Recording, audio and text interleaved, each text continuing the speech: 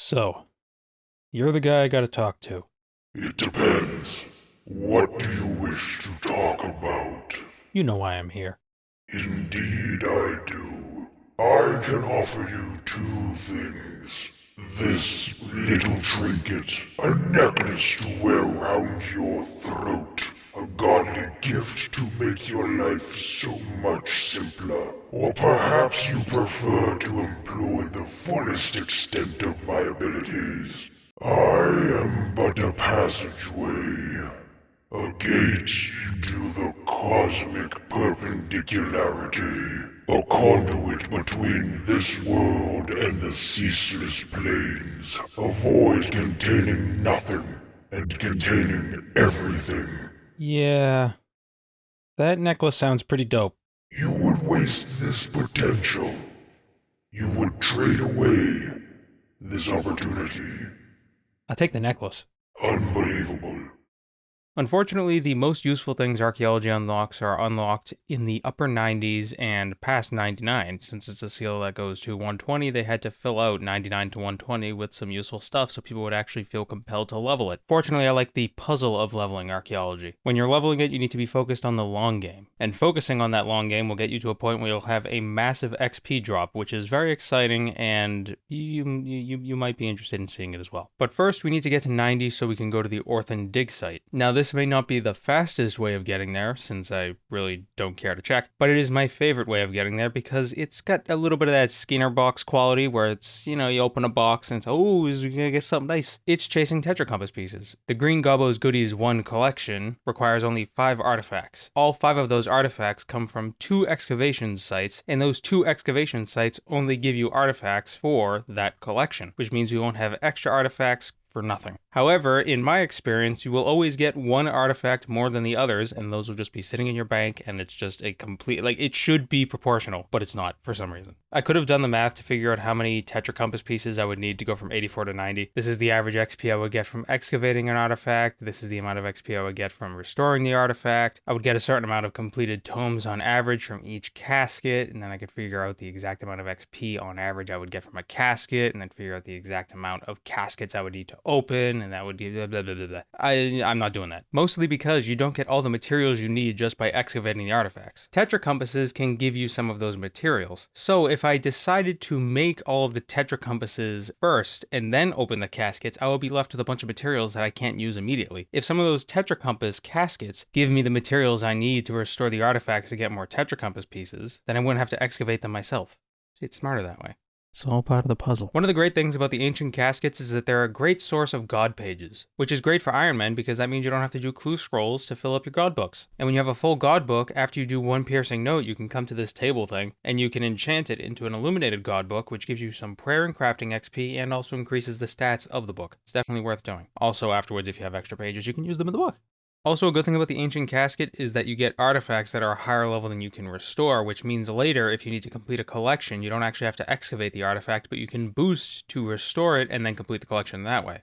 And also, you can get your hands on binding contracts without actually having to make them. Of course, you still have to kill the demons to get the demons in the pouch, but that's not too bad. To be honest, I've never made binding contracts myself. I've always just gotten them from ancient caskets, so I have no idea what the actual materials are to make the binding contracts. I think it's Blood of Orcus and Hellfire Metal or something. I don't care. I'm just gonna do my ancient caskets and get them that way. Here's an example of completing a collection early because we got an artifact from a Tetra Compass casket. We boosted our archaeology up using a soil tea, and by completing the Wise Am the Music Man collection, we get Koshai's needle from the Wise Old Man. By bringing this needle to Koshai, or Karshai the Majorat, who is disguised as Koshai, he gives us his Death Egg, which we can use to defeat Sonic the Hedgehog. But since Sonic isn't in this game, we can only offer it to the Monolith, which gives us the relic power, Deathless. It means that while we're dungeoneering, we never receive a penalty for dying. It basically means we can be careless while dungeoneering and not have to worry about losing XP. Wouldn't it be absolutely wild if I opened one of these caskets and I got Tony's Matic? Caskets can hold many surprises. I was going to make a joke about how weird it is that we read a book that we find in an old casket and that increases our archaeology level. But I just realized that's exactly what archaeology would be, is you find old stuff and history books and things and you read them. So then you know more about the past. This skill is very coherent, I'm going to be honest. One criticism I have, though, is the Santistan excavation site. Why is it in a cavern? It was an open-air city, right? That got covered in dirt, and now it's a cavern? Why is there a cavern? What's going on? If it were a basement, that would make sense, because it was built to be an underground structure that got covered, and then we discovered, like the Star Lodge in the Infernal Source, that's a basement. But we don't have the lodge itself above ground, because that got worn away with time. Everything else got covered in dirt, but the basement stayed around. Why is Santistan in a cavern? Why do we have to excavate the opening into Santistan, and then the rest of it is just open air? I don't get it. Forget it, we have the professor rank. We'll be spending quite a bit of time at the Orthan Dig site, at least until we can get the full recipe for the Archaeology potion. The Archaeology potion is very useful because it allows us to boost our Archaeology level by 3 instead of 2 like the Soil Tea or the God Banner. And since we're an Ironman and we can't buy the potions or buy the recipe for the potions, we need to get all 4 fragments and learn the potion recipe ourselves. But being stuck here on the Orthan Dig site is perfectly fine because it is a great place to train Archaeology. Mostly because the amount of materials you get from the excavation sites is quite close to the amount of materials you need to restore the artifacts, at least in my experience.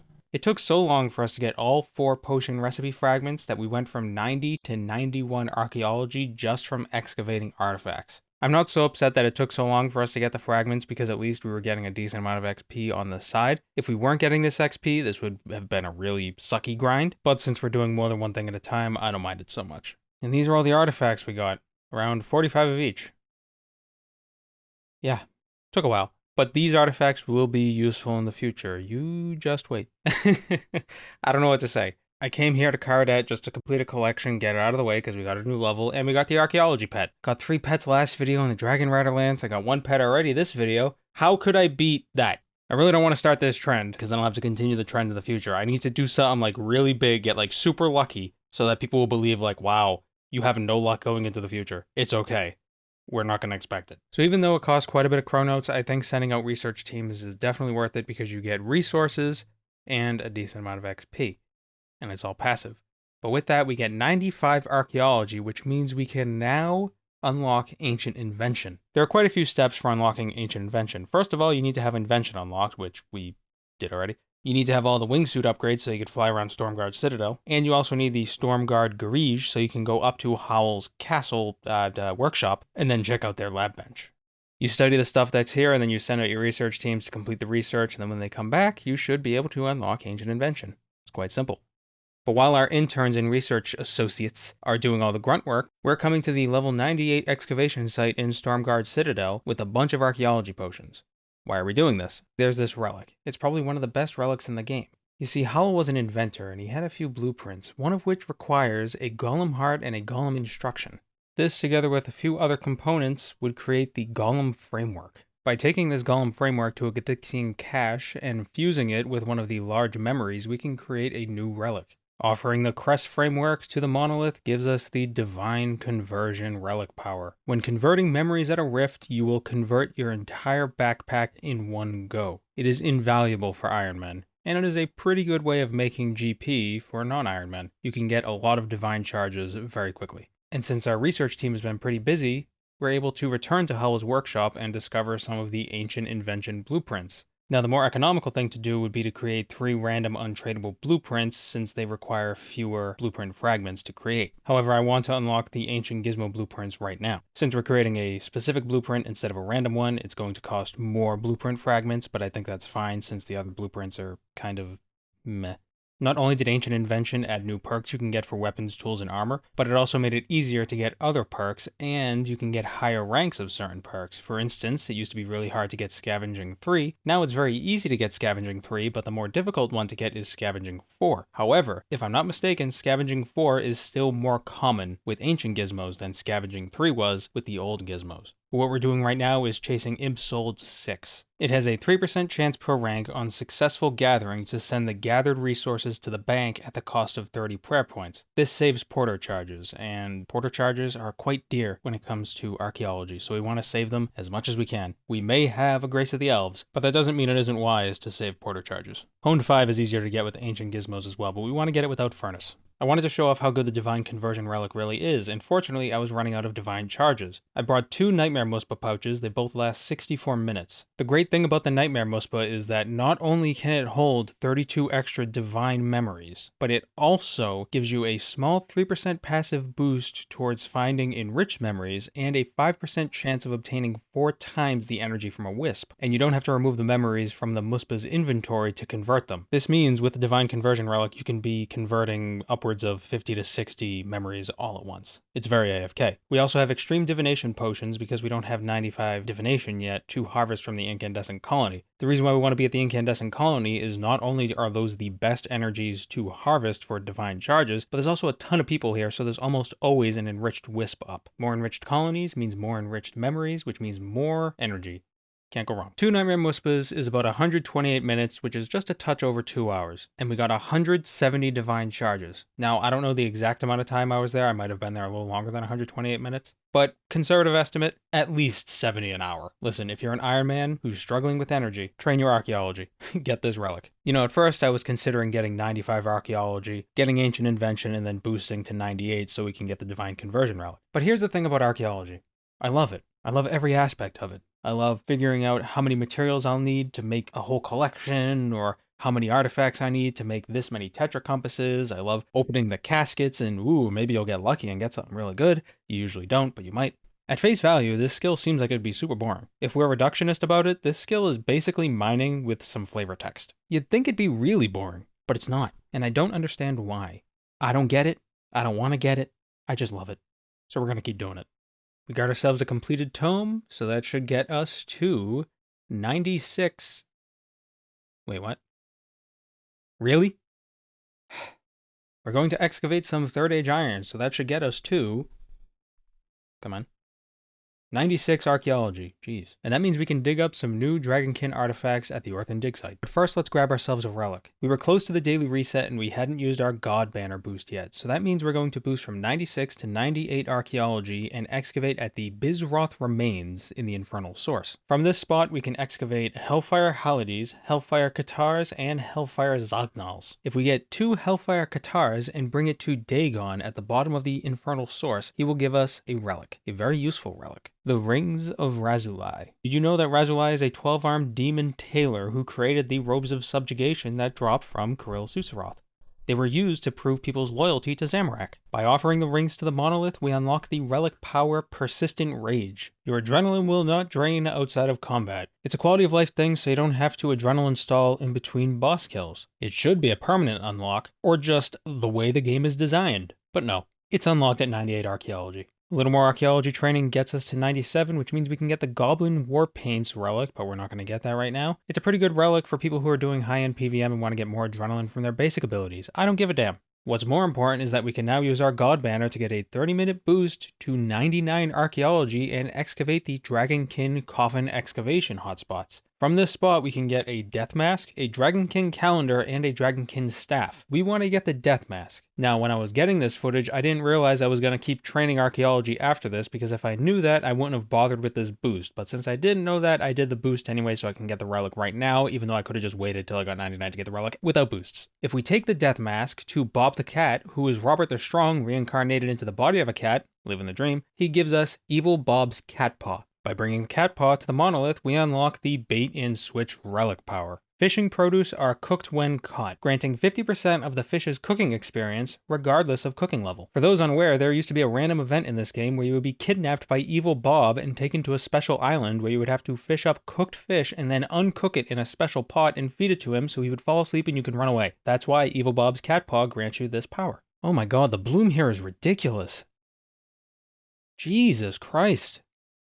The turtle is so glowy. And that's how things look with bloom off. Man. Okay. And there's 98 Archaeology. Boosting for everything was probably a waste of time. But, whatever. I went back to chasing Tetra compasses for some more dopamine and we got 99 Archaeology. Yay! That's clapping, you perverts. When Archaeology first dropped, the skill cape was terrible. It allowed you to swap relics at a bank and that's it. It didn't give you any boosts to actually training Archaeology. Now, you get extra sprite focus while wearing it. More importantly, we can get the Matic of Time and Space and the Master Archaeologist outfit, but we need the Guild Master qualification, which requires us to restore and discover 1,000 artifacts, and we're nowhere near that. One method people employ is excavating the Venator hotspot. The problem with it, though, is that by the time you get a bunch of artifacts, you will not have enough materials, and I really don't want to hang around at a material cache collecting materials. It's boring, it's not AFK, and it sucks. Instead, I'm going to go to the Dragonkin excavation spots and get a bunch of artifacts that way, because I have a pretty good plan in the future for how we can get a huge XP drop. But first, we want to get a Luck of the Dwarves, because I'm sick and tired of getting garbage drops from my Seren spirits.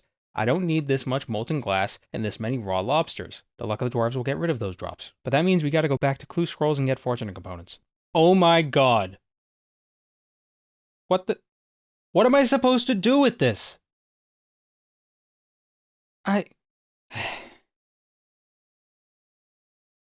Okay. Well. That's a nice die.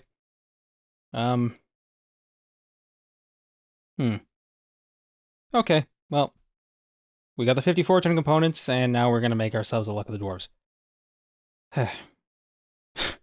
This is so stupid. Oh, this game. Alright, well, there's the ring. Let's get back to Archaeology. In the process from going from 90 to 99 Archaeology, we ended up excavating quite a few Dragonkin artifacts, such as the Pasaha, the Ritual Bell, the Kilaya, the Vazara. What are these things? I don't...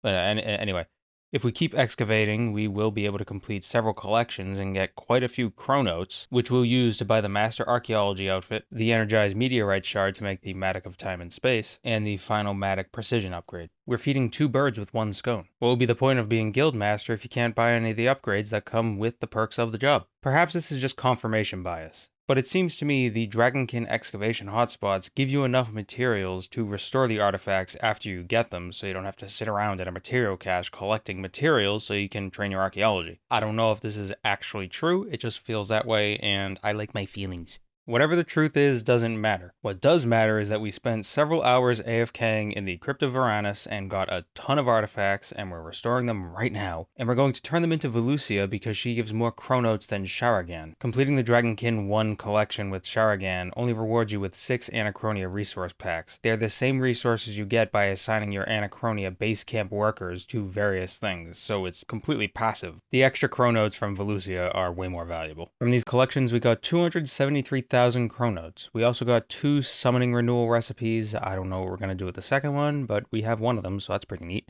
More importantly is we now satisfy all the qualifications required to become the Guild Master of the Archaeology Guild. And I'm clearly ready to kill someone. You might think the first thing I'd want to get is the Energized Meteorite Shard so I can make the Matic of Time and Space. However, the Master Archaeologist outfit is, in my opinion, much better than the Matic. Of course, we're going to get the Matic pretty soon, but if I could choose only one of them, I would get the Master Archaeologist outfit. The reason being that it has several really good effects. A 7% increase to excavation success rate, a 7% increase to screening success rate, a 7% increase to Matic-based precision, you restore artifacts 20% faster, and you screen soil 30% faster. The Archaeology buff items last 50% longer.